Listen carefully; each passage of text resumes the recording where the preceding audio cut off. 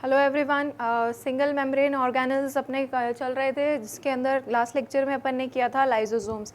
ठीक है, आज के लेक्चर में हमें करना है पेरोक्सिसोम्स एंड ग्लाइकोक्सिसोम्स। तो सबसे पहले बात करते हैं पेरोक्सिसोम्स की।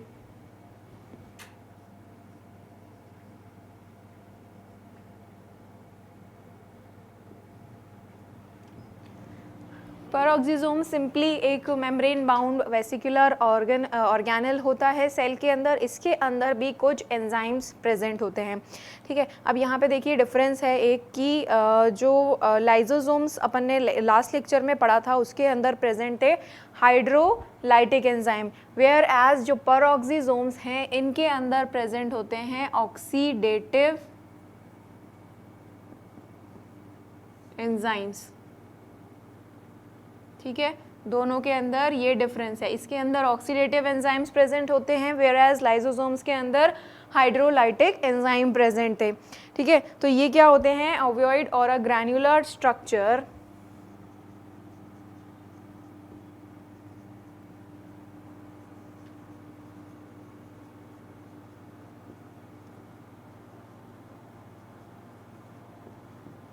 सराउंडेड बाय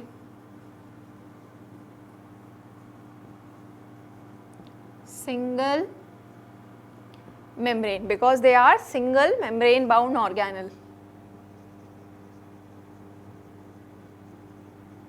ठीक है, ओवॉइड और अ ग्रैन्युलर स्ट्रक्चर होते हैं surrounded by a single membrane. इनके अराउंड पर सिंगल मेम्ब्रेन यहाँ पर प्रेजेंट होती है। ठीक है, ये जो होते हैं सारे ग्रीन प्लांट्स में प्रेजेंट होते हैं, प्लांट्स एंड एनिमल बोथ में प्रेजेंट होते हैं। ठीक है, अब इनका काम क्या होता है, इनके अंदर जो ऑक्सीडेटिव एंजाइम्स प्रेजेंट है सबसे ज़्यादा मोस्ट इम्पॉर्टेंट इनका काम ये है कि सेल के अंदर जितनी भी टॉक्सिक चीज़ें बनती हैं, ठीक है, जैसे कि रेस्पिरेशन की वजह से जो भी उसके अंदर से रिलीज़ होता है हाइड्रोजन पेरोक्साइड जैसे कि रिलीज़ होता है, तो जितनी भी टॉक्सिक चीज़ें रिलीज़ होती हैं अपने सेल के अंदर, ये क्या करता है सबसे पहले उसको कन्वर्ट कर देता है H2O2 हाइड्रोजन पेरोक्साइड में। ठीक है, फिर उसके बाद फर्दर इसको H2O2 को कैटलाइज करके ये कन्वर्ट कर देता है H2O+O2। ठीक है, ये जो कंपोनेंट है यहाँ पर जो कंपाउंड है H2O2, ये क्या है बहुत ज़्यादा टॉक्सिक है हमारी बॉडी के लिए। ठीक है, अगर ये ज़्यादा से ज़्यादा अपनी बॉडी में एक्यूमुलेट होने लग जाता है तो एजिंग प्रोसेस जो होता है बॉडी के, ठीक है, जो हम एज जो इंसान की बढ़ने लगती है, जो फेस पे दिखाई देने लगता है, that is because of due to the deposition of H2O2।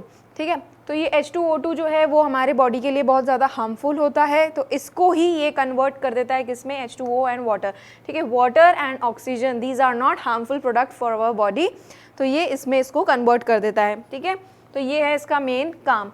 लेकिन प्लांट्स के अंदर C3 प्लांट्स के अंदर ये काम करता है एज फोटो रेस्पिरेशन। अब सबसे पहले तो C3 प्लांट्स क्या होते हैं। ठीक है, प्लांट्स के अंदर क्या होता है, फोटोसिंथेसिस की रिएक्शंस जो होती हैं, उन फोटोसिंथेसिस की रिएक्शन के अंदर जो डार्क रिएक्शन है, मैंने आपको बताया भी था कि फोटोसिंथेसिस जो है वो 2 स्टेप का प्रोसेस होता है, जिसके अंदर लाइट रिएक्शन और डार्क रिएक्शन क्लोरोप्लास्ट वाले लेक्चर में मैंने आपको बताया था।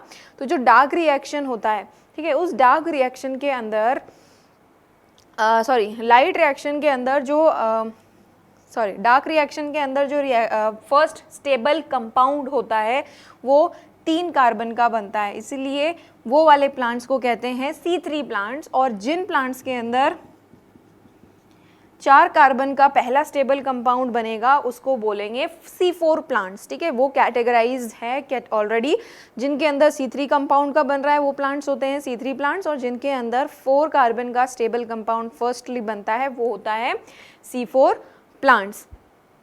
ठीक है, तो ये जो C3 प्लांट्स है उनके अंदर ये जो पेरोक्सिसोम्स है ये क्या करवाता है, फोटो रेस्पिरेशन। नाउ अब फोटो रेस्पिरेशन क्या होता है, रेस्पिरेशन वही सिंपल, जो प्लांट सांस लेते हैं, ऑक्सीजन अंदर लेते हैं, कार्बन डाइऑक्साइड रिलीज करते हैं, ये प्रोसेस अगर in the presence of light हो रहा है, ठीक है, ये एक पूरा बहुत बड़ा एक स्टेप है जो कि आपको आगे की क्लासेस में आएगा। बस आप इतना ध्यान रखिए कि लाइट की प्रेजेंस में जो रेस्पिरेशन हो रहा है वो होता है that occurs in the peroxisome, क्योंकि पेरोक्सिसोम्स क्यों ज़रूरी है? ऑक्सीडेटिव रिएक्शन के लिए, ठीक है। तो यहाँ पर ऑक्सीडेशन जहाँ पर भी होगा, ये पेरोक्सिसोम्स जो हैं वो C3 प्लांट्स के अंदर फोसो ऑक्सीडेशन करवाते हैं, वेयर एज एनिमल्स के अंदर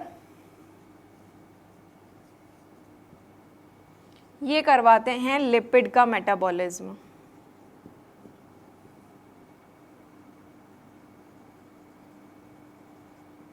ठीक है, लिपिड का मेटाबॉलिज्म होता है पेरोक्सिसोम्स में। तो पेरोक्सिसोम्स क्या हैं? इनके अंदर कौन से एंजाइम्स प्रेजेंट होते हैं? ऑक्सीडेटिव एंजाइम्स यहाँ पर प्रेजेंट होते हैं। ग्रीन प्लांट्स के अंदर फोटो रेस्पिरेशन करवाते हैं और एनिमल्स के अंदर लिपिड का मेटाबॉलिज्म करवाते हैं, ठीक है। तो ये हो गया है पेरोक्सिसोम्स। इसके बाद हम नेक्स्ट ऑर्गेनेल की तरफ बढ़ते हैं जो कि है ग्लाइऑक्सिसोम।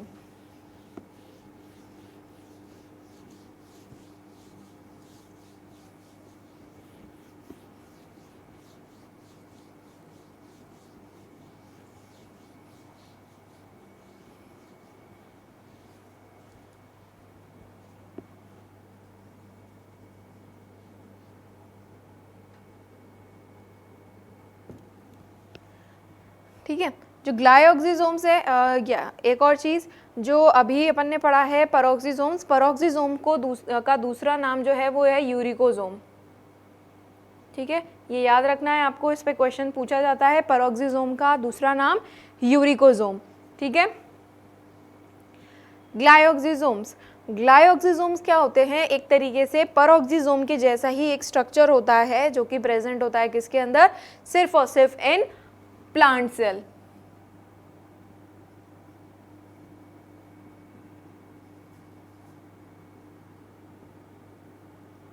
ठीक है, ग्लाइऑक्सिसोम्स सिर्फ और सिर्फ प्लांट सेल में प्रेजेंट होते हैं, लेकिन पेरोक्सिसोम जो थे वो दोनों में प्रेजेंट होते हैं। ये कहाँ पे प्रेजेंट है? सिर्फ और सिर्फ प्लांट सेल में, और फंगस में भी रहते हैं।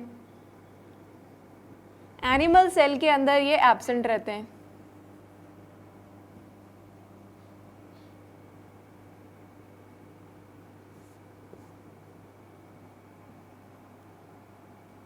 अब ग्लाइऑक्सिसोम्स प्लांट सेल में कहाँ प्रेजेंट होते हैं? प्लांट का जो एक मेन पार्ट होता है दैट इज सीड, ठीक है। जो सीड के अंदर जो फैट स्टोरिंग टिश्यू होता है ये वहाँ पर प्रेजेंट होता है। ग्लाइऑक्सिसोम का काम क्या है? जो स्टोर्ड कार्बोहाइड्रेट है, जो स्टोर्ड फैट है, उसको कार्बोहाइड्रेट में कन्वर्ट करने का काम किसका है? ग्लाइऑक्सिसोम का, ठीक है। अब ये कार्बोहाइड्रेट में कन्वर्ट करने से क्या फ़ायदा होगा? कार्बोहाइड्रेट में कन्वर्ट करने से क्या होगा? जो जर्मिनेटिंग सीड होता है, मतलब जो उगता हुआ जो बीज होता है जिसमें से पौधा निकलने वाला होता है, उस बीज के अंदर ये ग्लाइऑक्सिसोम जो स्टोर्ड फैट होते हैं उसको कार्बोहाइड्रेट्स में कन्वर्ट कर देते हैं ताकि उसको एनर्जी मिले सीड को और वो ग्रो कर पाए, ठीक है। तो ये स्पेशलाइज्ड पेरोक्सिसोम्स होते हैं जो कि सिर्फ और सिर्फ प्लांट में मिलते हैं और फंगस में मिलते हैं। एनिमल सेल में ये एब्सेंट होते हैं, ठीक है। अब ये एनिमल सेल में भी कहाँ प्रेजेंट होते हैं? Present in fat storing tissues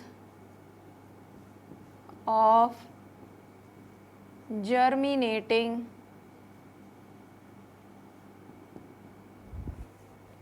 seeds where it converts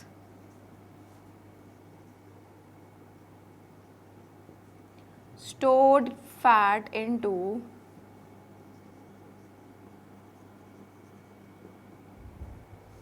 carbohydrates।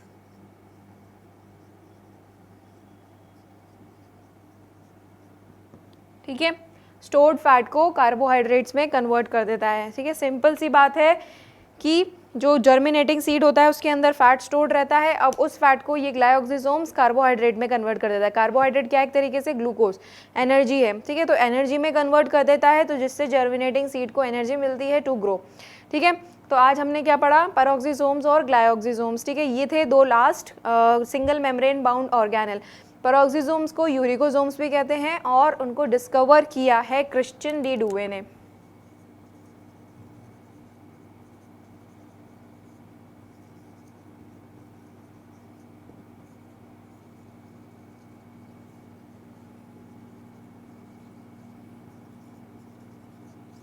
ठीक है।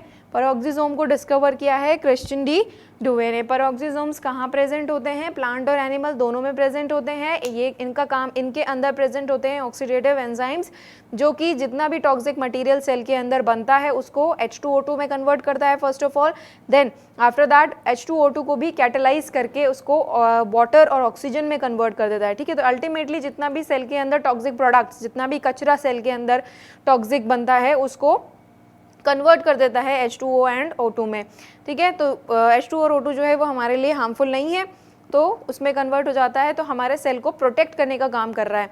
लाइसोसोम्स क्या कर रहे थे? सेल को डाइजेस्ट करने का काम कर रहे थे, जो भी बाहर से चीज़ आ रही थी उनको डाइजेस्ट करने का काम कर रहा था।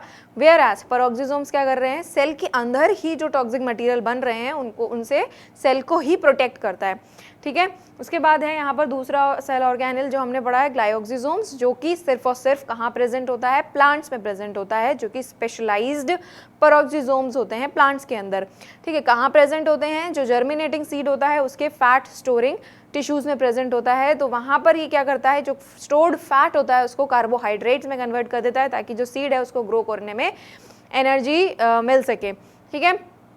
तो ये थे दो सिंगल मेम्ब्रेन ऑर्गेनल्स, बाकी का नेक्स्ट लेक्चर में पढ़ेंगे, ठीक है। Thank you.